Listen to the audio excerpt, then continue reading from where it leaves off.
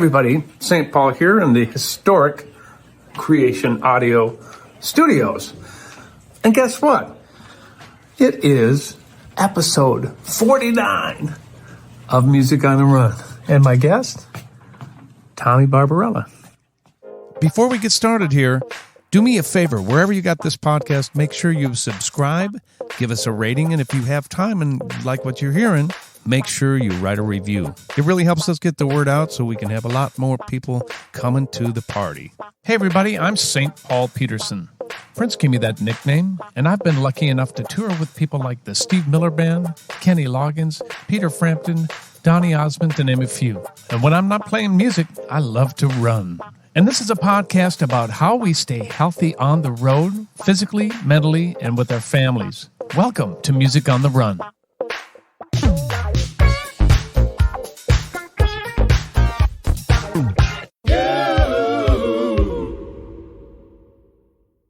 Hey everybody, St. Paul here. Welcome to episode 49 of Music on the Run. Man, it's hard to believe we're almost at 50. Today, we've got such a great guest, an old buddy of mine. But before we get to that, let's talk a little bit about my shirt. And those of you who are listening, you can't see it. I'm sporting the Minnesota Vikings shirt. Yes, we won by a whole 2 points yesterday. We are, 1-4 now here in the 2021-22 season. Yes. I have another reason I'm wearing it, because my guest and I played a concert at the Vikings training grounds a couple of years ago, I think that was. And he has other connections to the Vikings, and we'll get to that as well. I do want to say a big thank you to my patrons. And if you don't know what patrons are, basically they are hanging with us and taking care of us financially. They have a monthly stipend that they give to us so we can put on this show, video and audio. If you want to know more about that, go to www.patreon.com/Music on the Run podcast. Really helps us do this thing, and every little bit helps, and we sure couldn't do it without those patrons. In fact, I want to do a shout out to a couple of them. One is William Dean. Thank you as usual for your support. You always support me in my music career as well. And I'm going to say this wrong. I've been really trying to practice. Haramasa Akida. Haramasa Akida, I believe, from Japan. Thank you so much for your support. I so appreciate it. Anyways, check it out. Patreon.com/Music on the Run podcast. All right. Oh, one other piece of bad news. I might as well share it with you because this is what's going on. My little tiny dog of 15 years, a Gypsy, I almost called her the older one, Gypsy Lou, passed away yesterday in my arms. We thought we were going to have to postpone this podcast, but it was really tough, man. My kid and her boyfriend were with me, and of course my wife was out of town, so little Gypsy went over to Rainbow Bridge yesterday, and man, it's always tough to lose a part of the family like that. Our little pets become parts of the family, don't they? But anyway, we don't know what we're going to do, if we're going to get a new dog or, a cat. Are you people cat people? My kids are cat people now, and they're trying to teach me how to be a cat grandfather, pardon me. It's starting to go the other direction, but I don't know. I want to start traveling and doing all that kind of stuff, and, you get a brand new pet, you're in it for another 15 years or something like that.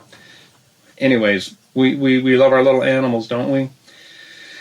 What else is going on? Hey, signed up for Grandma's Marathon in June with the Geezers of Gear. Yes, 26.2. I don't know what I was thinking, but we're back on it.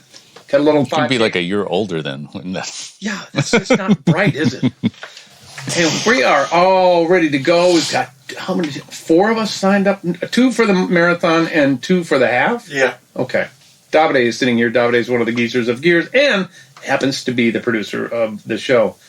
I want to do a little shout out to my buddy Tanner Montague, who is wrapping up his tenure here as intern at Music on the Run. He has been such a godsend. He's done such a great job. I'm going to trick him into maybe doing the 50th anniversary or the 50th episode in a couple of weeks here. But publicly want to just say thank you so much, Tanner, for all you've done, all the great work you've done. You've really up the quality of this thing and just brought such great spirit to this. So thank you so much, and you've done a great job on music on Funk Friday as well.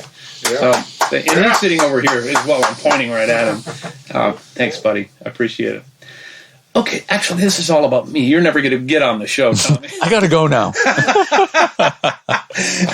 My guest today grew up in Minneapolis. He's an incredible keyboard player, producer, arranger, session musician, and writer, and I've been privileged to call him a friend for, I don't know, a long, long time. He's toured with people like Prince, Johnny Lang, and so many others. Please welcome my buddy Tommy Barbarella. Thank you. Hey, we got an applause out there. I like that. Yeah. Thank you for that applause, as my mother used to say. So I'm sporting the jersey for the Minnesota Vikings. The day after. Day after our first victory. It was actually our second victory. Is it? Can you tell I'm not watching? A little bit. It's all right. Is it really? You're a smart man. Yeah, well, I just can't. I can't do it. It just rips my soul out to spend, whatever 3 hours, and we get nowhere. It's just, what are we going to do about our bikes? I don't know. It's a curse. I say it's not a choice. It's like I grew up with it. You can't. Like I have a brother-in-law who went over to the other side. Which side is that? Not the Packers. Yeah, at some point in the 80s, I think he just one day decided he was going to be a Packer fan. No real connection, like he's not from there, whatever. My wife's from Wisconsin, so we have a divided house. Do you? Yeah. How does that go on a Sunday? It depends. I'm the only one really emotionally involved, usually. But I'm doing well this year. My daughters have given me a lot of kudos for not getting so mad. Really? Yeah. A little anger management, maybe? Yeah, I don't know what it is, but it's age. Yeah, tempering. So you and I also did, not only have we done the Minneapolis Funk All-Stars gig, but we've done gigs with Patty and stuff. I kind of think of what other gigs that we've done over the years together. I mean, they all kind of become one gig. They do. It's like, you remember the people like Billy or Bobby Vandell, it's like, well, TC Jammers, that was a run we did. That's true. TC Jammers, .2. Right. That was fun. Those were some fun days. Oh my God, that was a great band. Dave Island, Jelly Bean. That was funky. It really was funky. Yeah. That was back in my old partying days too. Yeah. Ouch! I still have a hangover. That's why you don't remember it so well. Oh my God. Yeah, those were the days, man. We were still young bucks and making those burgers back in the kitchen. Totally. Bunkers. Man, that was fun. Yeah. So you grew up in what part of Minneapolis? I actually grew up in St. Paul. Oh, you did? Yeah, I went to Hill Murray High School in Maplewood. Oh. Yeah, it's kind of like, so you went to Holy Angels. Yeah. Very similar. Got it. Co-ed. Yeah. Yeah. Hockey school. Were you a hockey player? No, I was in the pep band. Oh, got it. I played trumpet. No way. Is that what you started on? That's what I played in school, In our family, we all had to take 2 years of piano lessons. I played trumpet in school band and did it all through high school. Then I quit because it was just too much work. Those brass instruments. Ugh. Yeah. But you took 2 years of piano. That was the mandate in the family. Yeah, and then I kept going. So I studied classical all through 1 year of college. I was a music major for 1 year. Where'd you go? St. John's for 1 year. Then I transferred to U of M. Yeah, that was like turning point in my life. It was that summer of 85. Oh. I used to see you down at First Ave. Oh. Dancing out on the dance floor. You're your just shiny younger suit than me to probably look at that and I mean, because I came before you in the Prince camp. Yeah, a few years. What was that like, just to see someone that I'm 2 years older than you? Yeah, he was 2 years. So, dude, it was like this. I was in a band called Z-Bop with, I don't know if you know any of the guys, Giovanni Ford, Ron Heine. Mm-hmm. So we had the house gig down at Felty's. After I did after with the players? After the Players. Oh, right? my God. And we kind of traded off with Dreamscape. Thad Spencer's band. Brian Gallagher was in the band. Lord. Lisa Keith. Yeah. Those were some fun days. But at the time, I was living with Giovanni, the singer, and back then it's like you didn't have Spotify, that you only had the albums you had. That's what you listened to, right? And I think the Family album probably got played more than any other record that year in our apartment. Really? Yep. And I remember we were down at First Ave one night, and I'm like, who's that guy? He thinks he's so cool. He's like in a shiny suit or whatever. He's like, dude, that's St. Paul. And I'm like, what? I'll never forget that night. That was funny. And you were out there. You were dancing. You were on the dance floor dancing. I'm like, who's that guy? Like the voice we listened to every day in our apartment. Like, oh my God. But that was like the first time I actually saw you. That would have been 85. I was right in the thick of it. Yeah, that summer was amazing. I mean, that summer, so I came back from college at St. John's, and I got in this band, and they're like, yeah, you want to try out for the band? And we just played at Felty's. I'm like, what? Felty's? Big deal back in those days. That was the coolest. Felty's was the cool game. It was the cool club, because I'd gone down there, and I wasn't old enough to get in, but I used to stand outside in the atrium, whatever. I had a fake ID. Didn't. I would stand outside to listen for Ricky's solos. Did you? Oh, yeah. He's talking about my brother Ricky, who's a great keyboard player as well. Yeah. So that summer, I got in that band. We played, remember Scotty's on 7th? Barely. Yeah. So I think Samoa was playing there one night, and I don't know. It was just heady times. It was like everyone was around, the dudes from the time. It was like I was meeting people, and my head was exploding. Like, this is amazing. I'm like living in Purple Rain. Totally. And but Ricky let me sit in that night, and I was like, what? Really? Okay, yeah. He didn't really care that night. You know what I mean? It was late in the night. Gave him time to go get a little scotch and a sugar. Yeah, rocks, but I was like. I just remember going home that night. This is the greatest night of my life. I met Jimmy Jam. I got to sit in on Ricky's stuff, and it was just that's so cool. It's amazing what sticks with you from those. I was 18. It was just like, that was those are moments you never forget. But yeah, that's when it all started. It was that summer. When were you playing with the Steels? Was it around that same time? Well, that would have been 3 years later. So I had. Been in different bands, and I was out in a band out on Lake Minnetonka. I'd kind of put that band together. Houdini's. It was one summer in Excelsior, that place. Geraldine Steele was singing with us. Whoa. And she, I guess, hired me or asked me to come play with the family. And they were playing more, the Fine Line was new. They were playing there. But that was the band with Joey, with Finger, with Sonny. Sonny and I came in at the same time. Sean was still playing bass. Oh my God, that's great. So, Daryl Boudreau. Daryl. Was he there? Yep. And Todd Marks, who I saw last night at a gig I played. I hadn't seen him probably since then. It was crazy. Todd Marks toured with me on the New Kids on the Block tour. Really? Yes, he did. When we played nothing and it was all the death. That's a story for another day. So I just invited my drinking buddies to go on the road with me. Him, Finger, Rob Arthur. Oh, jeez. Yeah, it was pretty incredible. Wow. So you played with the Steels. I played with the Steels. JD Steele, you guys, is like, the Steele family is a complete legends in Minneapolis, St. Paul area, and way beyond. Just go check them out, Google them, whatever. But JD took me under his wing when I bet you I was 16 years old. He took me to the Children's Theater recording studio.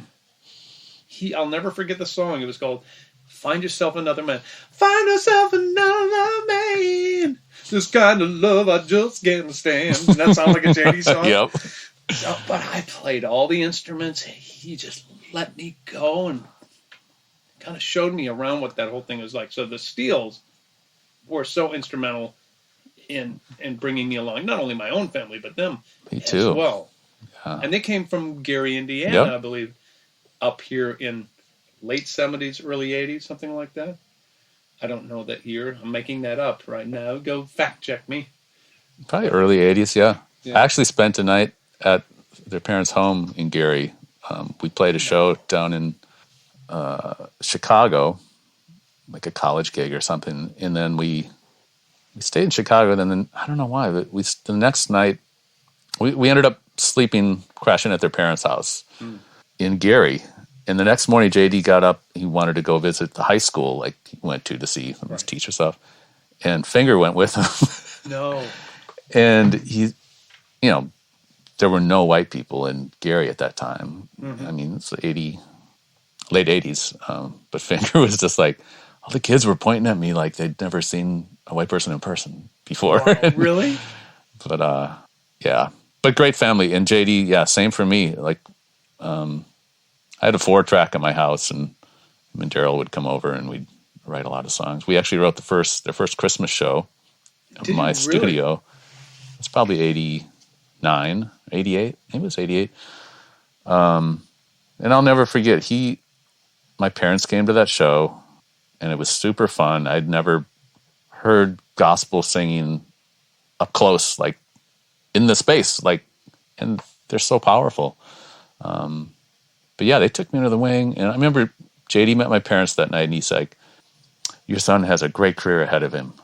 And I was like, wow, yeah, he said that. And my parents at that time still weren't really sold on the whole music thing. I was going to ask you that. I was not supported. It's like, it's a nice hobby, son. You can't make a living at that. And there's some truth in that. Yeah, well, yeah, things kind of come full circle. But that's why I went to college. That's why I finished college. I was touring with Prince when I finished my degree at the U of M in journalism through independent study, just because I needed that degree. You did that for your parents. I did it for my parents. Yep. And my Catholic guilt kicked in, and I just had to do it. I remember Prince said that day, I told him or whatever, and he's like, nobody talked to Prince, or nobody talked to Tommy. He's going to write a book about us or something. Because I said I had a degree in journalism or whatever. So literally. A little late to the game on that one. Yeah. Huh? There have been a lot of books. Do you participate in those at all? Some. I've always been pretty choosy about who I talk to. We're talking about books about Prince, you guys. Even just doing interviews, it's like, there's obviously great writers like Alan Light, who I will always say yes to. He was, did interviews with him when he was editor of Vibe, like way back. How did you get in the bubble? I mean, you were in local bands. You had to convince your parents that music was for you. I mean, let's start there. Yeah, and I've done a lot of speaking to high school kids, some college kids, where I say, my parents didn't really support my music, and it was actually the best thing that ever happened to me, because it forced me to do everything on my own, and I was still moonlighting, being a pretty bad student at the U, but I got my degree. But I literally had to do it all on my own. It reminds me of a story like Steve. Did you know Steve Faison's brother, Sonny? Yeah. Remember Sonny Faison? Yeah. I don't know how I met him, but when I was first starting out, you grew up in a family with music. You had gear all around you like this. Yeah. It's like, I didn't, right. And gear was expensive, Oh, yeah. And as a college kid, it's like, you just can't go out and buy a synthesizer. Back then, especially, they cost so much. And so I'd gotten in the band, but I didn't have an amp. I didn't have all the stuff. And I don't know how I met Sonny, but he's like, come by my house. You can borrow some stuff. And I walked into a room, some studio and he had tons of gear. And I was just like, wow, so much equipment. And he's like, someday you will too. And he's right. He's right. But he was so kind, and he let me borrow a bunch of, I don't remember what it was, but when he passed, I mentioned that story, and Steve had no idea about that. Really? Yeah, he was like, that is so cool. I had no idea. I'm like, yeah, I don't even know how I met him. But, you're talking about people coming up that, help you out. But yeah, I did it all on my own. It made me better. It made me work harder. Nothing was handed to me musically, Like, yeah, I had some talent, but, I mostly inherited a good work ethic from my parents. Really old school. My dad was like World War II. They were a little older generation. And, but that's how I grew up. Very strict, work hard, practice a lot. So that's what I did. You paid your dues, man. Yeah. So Geraldine asked me to play with the Steels. I'll play with the Steels. We were playing the Fine Line every month, or every like 1 weekend a month. We played there a lot. Prince started coming down because Sonny and I joined the band at the same time, so he knew Sonny. Sonny Thompson. Sonny Thompson. Okay. They'd grown up together, so Prince would come down and sit in that balcony with, what's her face? Batman, or Kim Basinger. Kim Basinger, yeah. Come on, how can you forget her name? Yeah. They would sit up there and watch, and everyone was saying, he's watching you, he's got his eye on you, he likes you. And I'm like, what, really? And then nothing happened. But then I got a call one day so he was doing a record on Margaret Cox called MC Flash, and most of the band was Mambo's Combo, and Steve Cherowon, the keyboard player, decided he didn't want to do it. He didn't want to do the tour. They were going to talk of opening for Prince on a tour in Europe, and so they called me and like, can you come out and start rehearsing with Margaret's band and out of Paisley? We're going to be opening for him on the European tour. I'm like, yeah. Yes, I can. Yes, I can. So I go out there and start doing that, and that's when first time I met Prince, was at that first rehearsal. And it wasn't too long into those rehearsals. It might have been like day 2 or 3. And he said, Tommy, Sonny, Michael, can you want to help me with a couple songs after rehearsal? Like, yeah. Yes, I can. And then, so like hauled our gear over to Studio B, set up, and he showed us the first song, and we recorded it. And, he's just like, just play whatever you feel. Just play, whatever you're hearing. And we did it. We kind of helped him arrange it and get to the point, and that song was Diamonds and Pearls. What? Yeah. I wasn't even in the band yet. It was just kind of like, let's see what these 3 guys, how we can work together in the studio. He plucked you out of MC Flash, said, come with me and help me, and he was just auditioning you without auditioning you formally. Yeah, so, it was like literally parts on that record I just did on the fly, like, the little bell line answer to Diamonds and Pearls, bing, bing, bing, bing. I just did that. I just really? That's what he said. His keyboard player just like, produce it, Tommy, produce it. Put your hands down. Just what would you do if you were producing it as a record? That's how his keyboard players approached the live thing. Fill it out with these sounds. And what I didn't remember, and Michael Bland reminded me, was that later that same day, like that night, after the gig, after the combo, he called us back out there to record some more, and we recorded Live for Love, which ended up on Diamonds and Pearls as well. I remember Sheila was in the studio with him, and made me even extra nervous. Yeah, because she was cute. Because Sheila, he was in there. She was cute. Michael Bland says about you, he's got funk, he's got style. He's a pleasure to know, to work with, and to call a friend. Mm-hmm. That's from Michael B. to you. I called a couple of your buddies. Michael. Tell me about Michael. Probably the most instrumental person in my career. I mean, why is that? Well, Prince asked him about me when he was apparently checking me out, and Michael had seen me playing with Steels, I think, and he vouched for me. He's like, yeah, he's funky. And I was like, had you played with Michael before? I hadn't. He had just heard me. Where did he hear you? Playing with the Steels. I think like Uptown Jazz Fest or something. Oh, sure. Yeah. But yeah, I don't know. Michael's brought me into so many projects, just monumental stuff like that. The Georgia gig over in Italy we did for many years. Right. I don't know. Sonny Thompson too. The 3 of us, we've done a lot together over the years. Sure have. Those guys. Tell me about the 3 of you in NPG. Get us to where Prince asks you to be in the band. How did that what was that conversation like? Well, as you know, there was no conversation. It's just all shrouded in mystery and coolness and like, what just happened? I don't know. So yeah, I wasn't in the band. We'd recorded these songs. I went out and did that tour, which wasn't MC Flash. At the last minute, he decided not to put her record out, not to bring her out as the opening act, but he turned that same band into a backing band for Mavis Staples. Oh, so the record Ricky and I did with her, probably. Yeah, with the House in Order. I think that was later. Was that later?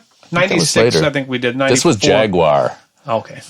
This was like, Miko was playing on some of that stuff. It was, but out on the shows, we did all the classic Staples singer stuff. But it was just like, so you talked about cats. So we have a cat. Oh, we got a cat because we didn't want to get our dog yet. The cat's getting kind of old now. The cat's name? Mavis. I ran into her a few years ago, and I had to tell her, I'm like, our cat's named after you. Oh, my God. And Mavis called me Hollywood. That was, when she meets people, she gives them a nickname because she can't remember anyone's name, but she'll remember her name for you, right? So we all had names, and you so pretty, you should be in Hollywood. I'm going to call you Hollywood. That's pretty cool that a Hall of Famer dubbed you Hollywood there. And I thought she gave Billy the nickname Reverend. There's discrepancy on that one. But Sonny was definitely Rain Man. Is that right? Perfect. And Margaret was Sunshine. Was she then in the backing band for Mavis then? She sang backup for Mavis. Oof. Well, that's a whole another conversation. I know. We had a great time. That was and Doug Nelson played bass. One of my mentors on the bass. Great Minneapolis bass player who passed, 15 years ago? Longer? Something like that. Anyway. Yeah. Yeah, so we did that tour. That was summer of like 90. Right. And then came back and nothing happened. And then in December, I got a call from Therese, who asked if I was available to play Rock in Rio with Prince in January. That was your first gig with Prince? Yeah, 200,000 people. First gig. Oh. I don't remember anything. Because you were terrified? Terrified. Right. So here's this scary kid. enough. How old were you then? About? 22, 23. That's terrifying. Yeah. Yeah. Yeah, I think we did like maybe one show at the Glam Slam or something like that. Oh, in those days. Maybe a little warm up. I don't know, but yeah, first concert, 200,000 people. Whew. And my sustain pedal didn't work. Is that funny? I found out when Purple Rain intro starts. Oh. I'm like, clam.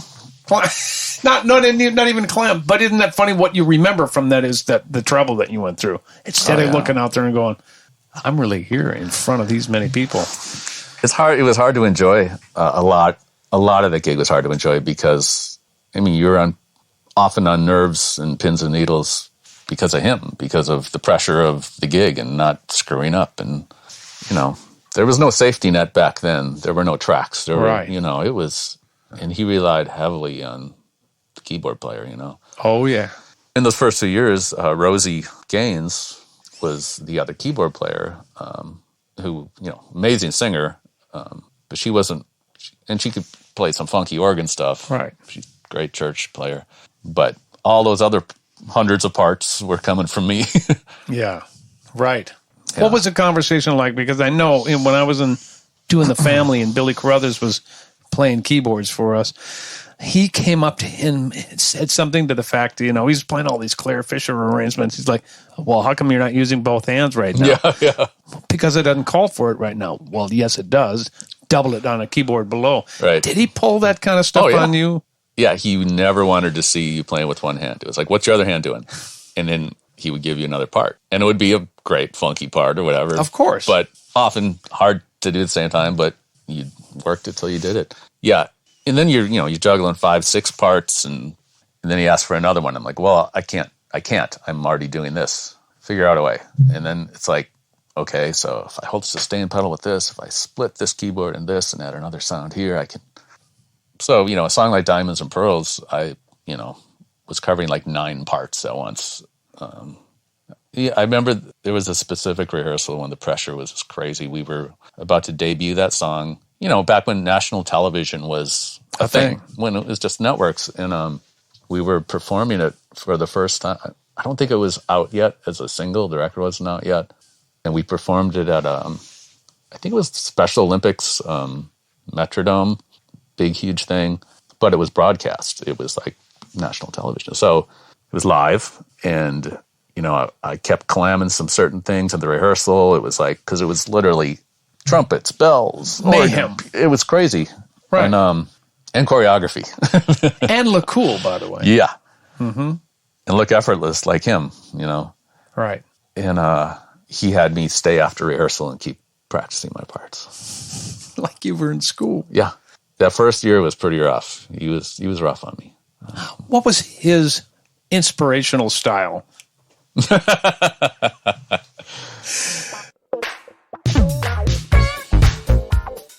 We're going to take a little break from the interview right now because I want to tell you about a couple of really cool things. First of all, we're having so much fun with our weekly 1-minute funk jams called Funk Friday.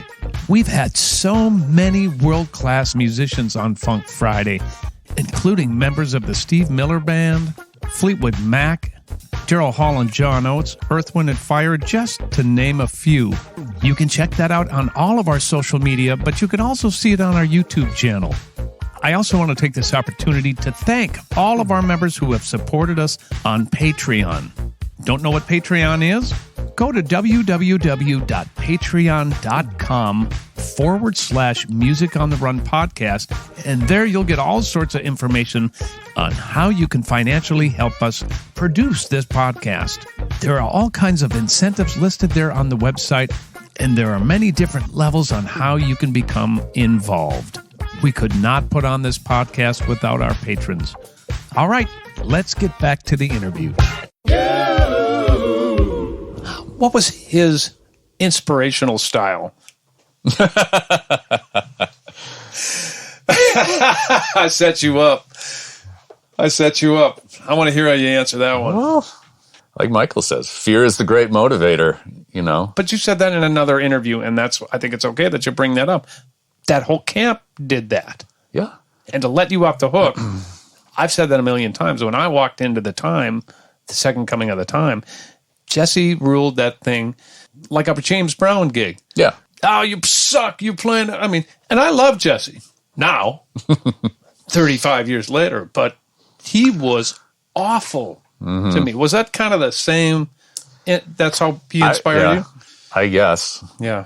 I guess. I remember Rosie trying to stick up for me and I told him, you're being too hard on him. Really? She went to bat for you, huh? Yeah. But, I was just hanging on by a thread. I was just happy to be there, of course. I'm like, I can't believe I have this gig. Right. And it was also back then, I remember we played, there used to be a music convention in Atlanta called Jack the Rapper, Black music R&B convention. And I remember going there in that first year and playing Ain't No Way with Rosie, just me and her, the Aretha tune. I didn't see any other white people in the room. Yeah. So, for me, it's playing black music is an honor. It's I've always treated it with a lot of respect, as a white person, I have no business doing this. It's but I've approached it in a way of reverence where it's I'm honored to be deemed good enough to play this music with you, So there was that pressure too for me. I was the only white guy in the band, Right. And there was a lot of things like that were like Wendy says, it's awesome. It's amazing. But there's also tension for me, as someone who worked his way in, worked his way up. And it's I have talent, but yeah, the gospel thing didn't come naturally. I mean, I kind of, I always say it's I'm a jack of many trades, master of none. It's well, no, I'm not a great Latin player or this player, but I've studied all the genres enough to be able to do it, not do it wrong. Mm-hmm. It's kind of the worst thing a keyboard player who's not funky can do is call up a clavinet patch, right? That can destroy a groove like nothing else. Right. So you learn that stuff early on. And yes. You were thrown very much like me into a situation that was not, it was a new cultural experience. Totally. Same for me. Totally. I had to learn. I came from a bebop background where I play everything the way I want to play it. Mm-hmm. That's how I was raised. Yeah. You get into the Prince bubble and it's oh, no. He will play it exactly like this, exactly either on top or behind the beat. Mm-hmm. You'll play it with two hands. You will dance, and you will do it exactly perfect every single time. Mm-hmm. That's what's called parts playing. Yeah. And there's a certain, at least for me, I'll speak for myself, I was thrown into a situation where I had to assimilate into, I guess the groove is really the word I'm looking for, because it had to be done with such authenticity that wouldn't piss off the former or the fans of the time. For in my case, Yeah. that's what Jesse was looking for. That's what Prince was looking for. Yeah. And whoa, I mean, talk about eyes opening. For me, as I look back at it 35 years later, it was the greatest college experience of my life. How do you view your tenure with that whole scene? Same, totally the same. You know, I've said that not a day goes by, a work day where I'm doing music where I don't apply something I learned during that time. I mean, just the amount of stuff. Like what, for instance? I have a phrase I use in rehearsals or in the studio where you're trying to find the right part, you're trying to find the right sound or the right arrangement, and it's like, well, it's got to be this. And my line is, well, it only works one way. And it's like, there's a right way and a wrong way, kind of. It's like there's certain things that's like, well, this, you know, when something works and something doesn't. Right. You know, it's like a groove, a part. It's like, no, not feeling it. And when it's right, you know it is. And then I say, well, yep, there it is. It only works one way. That's it. Right. I feel like I got that from him. And just, you know, so many things. But the sense of fearlessness. Right. There were times when we'd be jamming, you know, Sonny, Levi, they always knew what to play. And I figured it out later that, you know, Levi's 27 comp rhythms were all different James Brown tunes. And it's like, right, he always knows what to play. It's all the right stuff. He was like, well, Sex Machine always works, or this always works, you know. And it's like, yeah. But that repertoire of stuff, you know, when we'd be jamming and I was like, I wasn't sure what to do. And he's like, come on, Tommy, put your hands down. And that was like a line he'd always use. Just put your hands down. And sometimes I'd put my hands down, and 8 bars later, Tommy, lay out. Right? Yep. Yeah. Oh, yeah. That's not it. But, you know, that's the learning experience. I mean, even the simplest stuff, like simple church stuff, like I started applying after the gig with some of my other musician friends who didn't know any of that. So in a church band, usually gospel church, you usually have a piano player and an organ guy, right? So, you know, 101 is, well, someone's on the 1, someone's on the 2. So if someone's going, bing, bap, bing, bap, you know, the piano's on the 1, organ's on the 2, something like that, or with like guitars and keys. And it's just that stuff that I didn't innately know any of that. But like when we played with the Jammers, it was like we would hit some really great grooves between you and me, Dave and Jelly Bean, because we all came from that same school. Yeah. And we could lock, you know, one guitar's up high, one's down low, and doom, doom, doom, doom. You know. Parts playing. Yeah. So it's like, and that stuff most people don't ever really learn.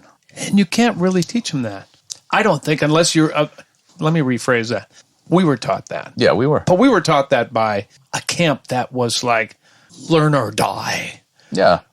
And that kind of pressure, I think, on you and on me, and we put on ourselves, created that opportunity for us, even though it could have been hell at times when we were in it. But 35 years looking back, it was the best school I could have ever gone to. Well, and, you know, the militaristic approach, it's like, I hear recordings or I see videos of that first NPG band, that first year, even before the horns were there. Like we did Arsenio, or we played that whole show, the first one, and it is ferocious, and it's the tightest band.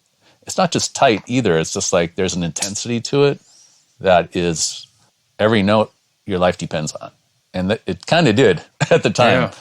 Yeah. And I don't ever hear that anymore in music and shows today. I don't hear it anymore. I didn't hear it from his bands later, to be honest. Not to take anything away from anyone else, but there was an energy, there was a ferociousness in that at that time in the early 90s. Yeah, it was interesting. We did play a gig at Glam Slam. It was the first show we played before we went to Rio. And I remember we were gathering before we went out, and Prince was looking around. We'd always do like a prayer gathering thing before going on stage. He's looking around. He's like, wow, I don't even know Tommy. I mean, we've been in rehearsal for like 2-3 weeks or something. Right. So. Did he ever really know you? Did you ever really know him? Yeah. Isn't that funny that people will say, what was he like? What was he like? That's probably the question we get the most, right? Yeah. And you can't answer it. I say interesting, different, unique, can't explain, unexplainable.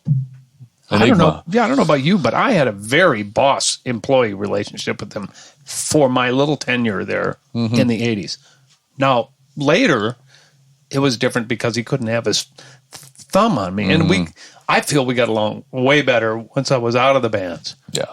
And it's not that we didn't get along when I was in the band. It just was a different vibe. Yeah. It was his show, and very much it should have been. Everything you touched would turn to that. Did you ever develop, this is a dumb question, but did you ever develop a true friendship with him? Could you in a working environment like that? I think it was, in the end, I mean, he created a life for himself that those were his friendships. It's true. And I'm sure others will say different, but from what I saw, I mean, when he married Maite, I was at the reception at Paisley and was very small, but I'm posing for pictures with him and his dad. Wow. And it was like, I remember thinking, this is so weird. Everyone there. Was it out of character, you think? I mean, it was super cool in a way, too. It was like, wow, I'm honored. But we're all also on payroll. So, it's well, yeah. Yeah, I don't know. The friendship thing, to me, that's part of the sadness of it all. As time went on, I don't know. I didn't talk to him much after working. So I had started playing with Greasy Meal while we were still NPG. I don't remember exactly when, but we didn't rehearse on Sundays, so that was the Sunday night gig with Greasy. So I was able to do that. And then he took that band apart. So there was some time, and Greasy was kind of starting to explode, and I was having a great time. It was such a different experience of not being told what to do, being with a band, Yeah. like Democracy or whatever. And it was just really fun to play. I was 28, and it was like, yeah, I'm tired of playing the big arenas. It's really fun to play the club again. Wait a minute. That's so messed up. But at the time, it actually was. It was like, and it was also like that band started out from, it was a local super group, but it was just, playing 70s covers for fun. And then we started writing originals. And before you knew it, it got real big. So he put together a new band and asked me to be in it. Oh. Probably 6 months later, after he broke up the NPG. And I'm like, yeah, I don't know. I kind of want to see this Greasy Meal thing through. He's like, well, come on out and check it out. Got this cool girl on guitar and bass and the Rhonda and Cat. Kirk was playing drums. So I think I went out there one day and jammed with them a little bit. And I was just like, I wasn't feeling it. And I wanted to see the Greasy Meal thing through. True. It was like my own thing. So that was your new opportunity then. I don't blame you. So I said no. Wow. And don't regret it at all. Greasy Meal was the funnest years of my life. That was just a blast. I actually played a show with Julius last night. I know you did. Yeah. At the rooftop. That was great. It was so great. Well, let's talk about one last thing. Number one, there's one other thing we have in common. You will forever be known, and as will I, as our new moniker that our former boss gave us. Oh, yeah. Tommy Barbarella, St. Paul Peterson. Yeah. Did you ever vacillate whether you wanted to keep that name or go back to Elm? And how does that work for you? Well, I never legally changed my name. And Therese asked me if I wanted to. Yeah. Like when I found out that was my name, I wasn't asked about that either. Nor was I. The funny story was my mom saw a picture in the paper of myself, Prince, and Tony Mosley, the three of us. And she's called me and she's like, Tom, there's a picture in the paper that it looks like you, but it's not your name. Oh my God, your mother found us out. And that's when I saw it, or that's the first time I saw it, I think. Yeah, and then Teresa's like, well, do you want to legally change it? I'm like, I never thought, I'm like, no. So I've always just, but I did copyright it, or I trademarked it. That's really smart. When he broke up the band, because I'm like, well, I want to keep using it because millions of people know that name. Well, it'd be stupid not to. Yeah. So people have questioned that, but I'm like, why not? I like it. Yeah. And not that he's defining me, but it's like, I don't know. I like having the professional name, and it's a cool freaking name. It is a cool name. It is. It's got some panache. It does. So why not use it? Yeah. So I've always used it professionally, and but I've kept my real name. Mm-hmm. Right. Yeah. So coming out of the Prince camp, and I want to talk about what you've been up to since then, because it's been a long time. Yeah. You built yourself a life. You have done a million different things. Tell me a little bit about, you became a session musician around town with a guy across the hall here too, by the way, John Fields. You were in Greasy with him. Mm-hmm. Tell me what records you did with him. With John? Yeah. Oh, geez. I don't even know. Really? Well, some of the early stuff was like early Miley Cyrus, all the Disney stuff, all those guys. Mandy Moore. Mandy Moore. That was a good record. She's very good, that one. She is. Oh, by the way, John says about you. Oh, boy. Because I texted him last night. I said, tell me something about Tom. He said, really nothing much to say. He's the best there is. That's what he said. Yeah, I thought you might want to know that. Well, yeah, I'm going to cry now. So this is your life. Well, Julia said something last night that I almost dropped a beat. What did he say? He said that I was the perfect musician. And again, like coming from him, it's like meaning that he's not embarrassed to play a Donny Hathaway song with me, like right. The deepest of soul. And I'm like, okay, yeah, I'll accept that. But yeah, those are great compliments. Nice to get validation, man. I mean, you've worked so hard, and you're such an accomplished player. But it's still always nice for somebody to go, doing good, man. Yeah, well, when it comes from people you respect, like Julius and John. Mm-hmm. Yeah, John's such a force. His energy is so fast. It's like when he moved to LA and I started sending him stuff, it was just bam, bam, bam. John Fields is a great producer who happens to be across the hall from me at the studio that we're at right now, and he's done a million records. And he's just done very well for himself. Super respected in the musical community. That's what we're talking about. Yeah, Switchfoot. I did stuff in the Switchfoot records. Backstreet. Backstreet Boys? Oh, yeah. Did you?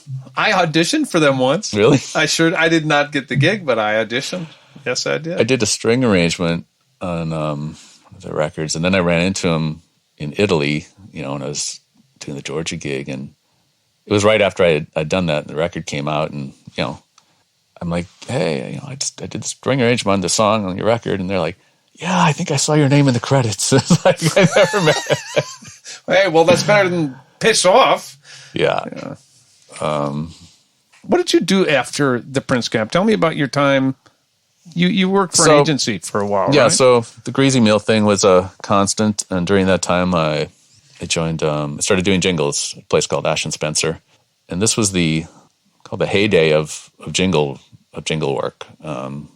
Immediately was doing Super Bowl spots, big, it was big stuff, and my reel just from those few years, those early years, it's just like eye popping, like wow. And it was great work. It was still all union work. It was great money. So tons of jingles. So I was like on staff with them, and you're just churning stuff out. And it was a great opportunity for me to use my classical background. So there was budgets for stuff. I was arranging for choirs and strings, and so it was like wonderful to be able to flex those things I didn't get to do during the Prince years, and all the styles. There was still a lot of jazz in commercial work back then. Interesting. Huh. So Mark Ash, who started that company with Thad, got out. He didn't want to do it anymore, and he was kind of the piano jazz guy in house so they needed a guy to be able to do that bag. Yeah. So I started doing that, and that was a constant through my career for 20 years, doing the jingle thing. Different Main source of income. kind of was. Okay. Yeah, that was like the steady. And Right. still did touring and other gigs and that kind of stuff. But that was a big. That's all changed now. Yeah. Totally Yeah. changed. But it was a great opportunity, and it helped me a lot. So I did that. Did that gig over in Italy for many years with Georgia. Right. Big Italian superstar, and that was amazing. And that was with Sonny and Michael as well. Mike Scott came over sometimes. Jeff Lee Johnson did one tour. Michael Baker or Michael Bland? Both. Oh. And we did her records. I wrote songs with her that did well, and that was.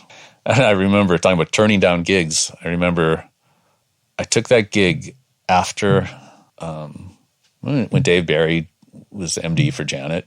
Yeah. He asked me to do the gig. You turned down the Janet I turned Jackson down the gig? Janet Boy. Jackson gig. Did you really? I did. How come? Probably not the smartest move in hindsight. Did you have kids by that point? No. Or you were single? Yeah. Wow. What the hell's the matter with you? And my reasoning was really stupid. It was right after the Prince gig. And by the end of the Prince thing, I was out front with him. I was strutting around the stage with the keyboard, the purple axe. Guitar. Yeah, purple axe. That's They right. didn't call it that yet back I'm then. sorry. Yeah. But Flying, not only up front, but flying around, if I All remember kinds of correctly. shit. You doing all sorts of silly shit, man. Prince's band was very featured at that time in all this stuff. And then Janet had like 50 dancers. Right. And the band was behind the dancers. And I'm like, I don't know. I don't think so. I don't think so. But then I got to the Italy gig with those guys. That was after the Greasy Meal thing ended. And that turned into like a 7-year run. I mean, I was over there about half the year, like for 5 to 7 years. And it was wonderful. Not a bad place to rest your head. Davide is an Italiano, huh? Yeah. So So you know about Georgia. Oh, yeah. So I don't think if I would have taken the Janet gig, I would have been playing an enormous Coliseum in Italy with people singing back the song that I wrote with her. I mean, Wow. there's memories like that. That's just like, those are, never forget some of those shows and those beautiful places over there. Overall, the biz has been pretty good to you. I guess. You're still here. Still here. Still doing gigs. Yeah. Yeah. And then, so Tell me about the Vikings the gig. Vikings thing, so I, about 10 years ago, I started working with Charles Lazarus, trumpet player with the Minnesota Orchestra. And he had his own thing, kind of his fusion-y side project that he did himself.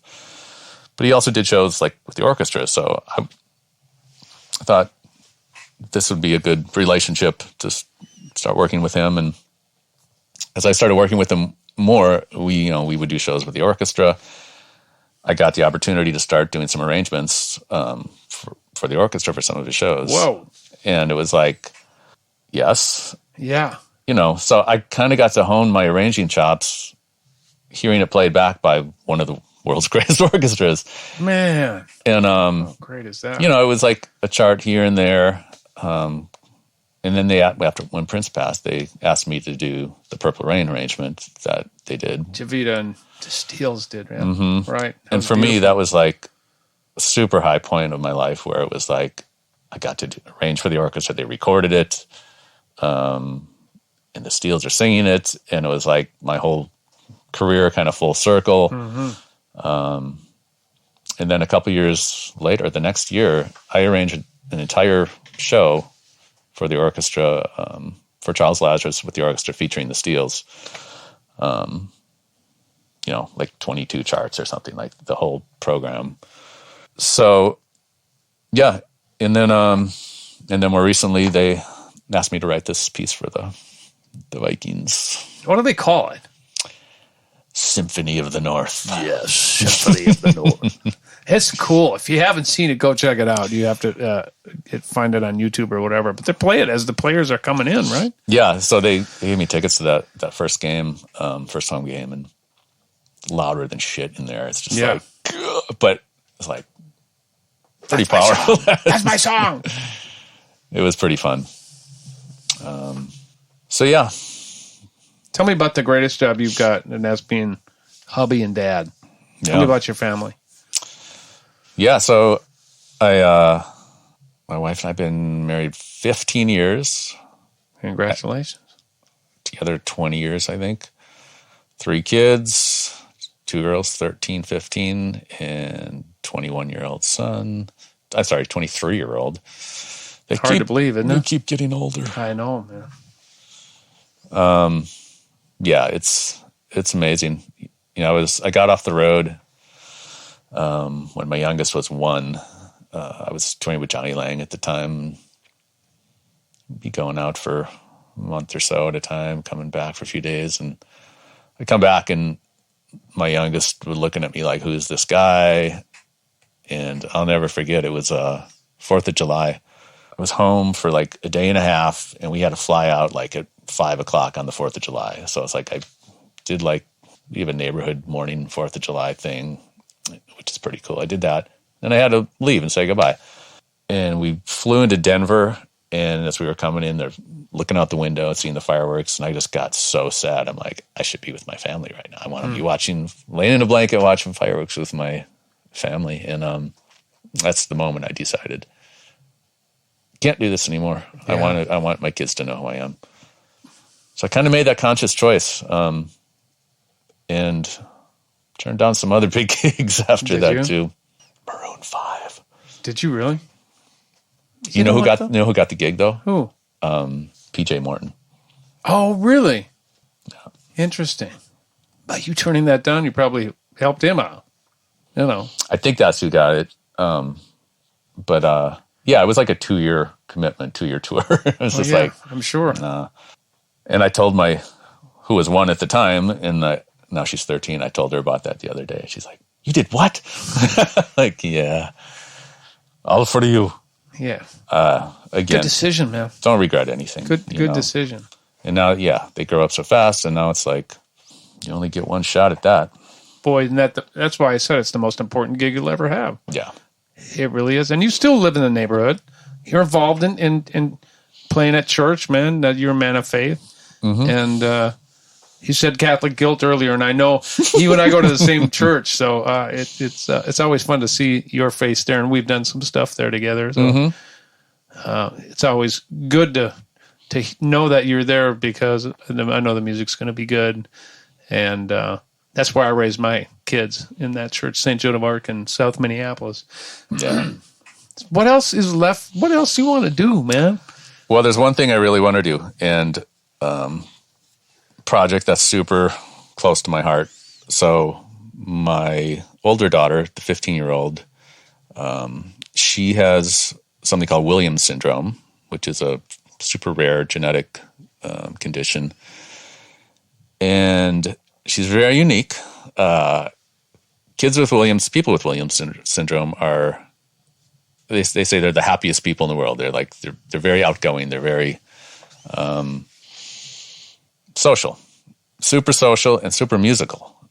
And, there's a huge spectrum of abilities with the syndrome, and she's very high functioning. She's definitely got her struggles and with school and stuff, but she's very musical. And it's not quite the music like we know. Like it's always a little different, but that's all right. She's amazing. And so a couple years ago, she started middle school, right? So new school, middle school, girl with a disability. So, she was telling us stuff about it. And one of the things we used to do is go to the piano, go around the piano like before dinner, after dinner, and play show tunes, or she loves Broadway. Yeah. And I would just start playing something, and she'd start singing. I'm like, what was that? And she'd I'm like, do that again. And I'm like, that sounds like a song. So we started writing songs. No. And she has this amazing innate ability to improvise great melodies and lyrics on the spot. And I just started compiling them on my phone, probably 100 of them, and started producing them up, finishing off the songs. And, you know, she's done some theater, but I was like, yeah, she's probably never going to get a leading role. Mm-hmm. So I'm like, you know what? Let's write our own musical. So we've been working on a musical for the last 3 years. She came up with this title. She just blurted out one day at dinner, The Girl Who Cried Different.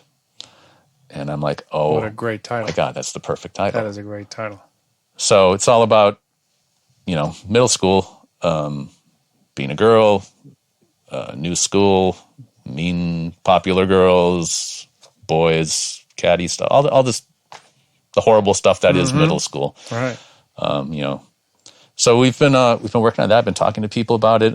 We just kind of premiered some of it. We were the entertainment for this fundraiser last weekend or 2 weeks ago. United Voices of Minnesota. It's kind of the first reveal of any of that.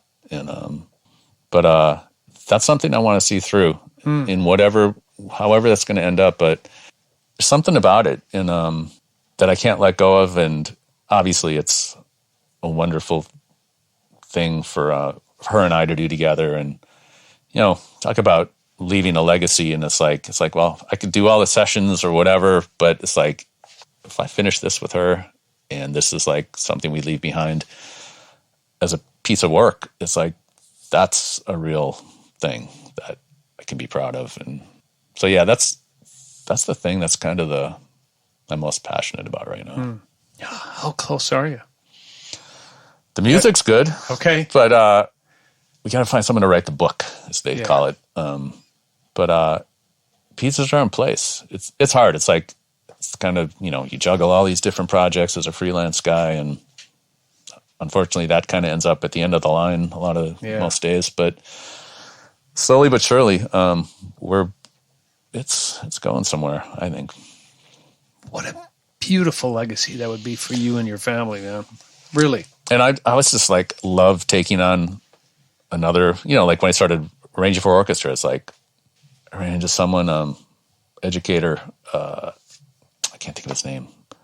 He's like, "Oh, did you train for that?" I'm like, "Nope." He's like, "That's amazing."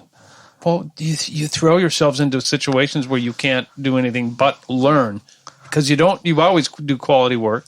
You always do things. And I like that uncomfortable spot where I don't want to fail. Yeah. And I have to come up to the level. Right. So I don't suck, because there's a no suck policy in my contract. Right. So I don't know if that's how you operate too, but it's a challenge, isn't it? With the challenge of, like musical theater, it's like, it's not like I haven't done any of that, but I've never written anything. So I know David Foster's trying to do the same thing right now. Well, but I want to hear yours before Dave. Yeah.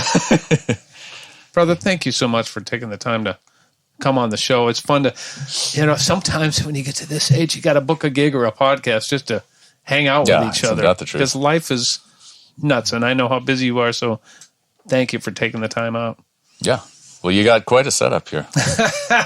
It's the old haunt, man. Creation Studios, from 1955 on, I guess. And it's great to have all these cameras set up. Well, that's true. That's because these guys are pros. They make us look and sound good. Anyways, thank you, brother, for everything. Tommy Barbarella, everybody. Thank you so much for tuning in. Guess what? Next episode is 50. What are we going to do? I don't know. We'll see you in a couple of weeks. Music on the Run was hosted by yours truly, St. Paul Peterson. Edited and produced by my buddy, Davide Raso. Video editing by Tanner Montague. And a very special thanks to the people who financially support this podcast. And remember, the Prince connection is a bond that lasts forever.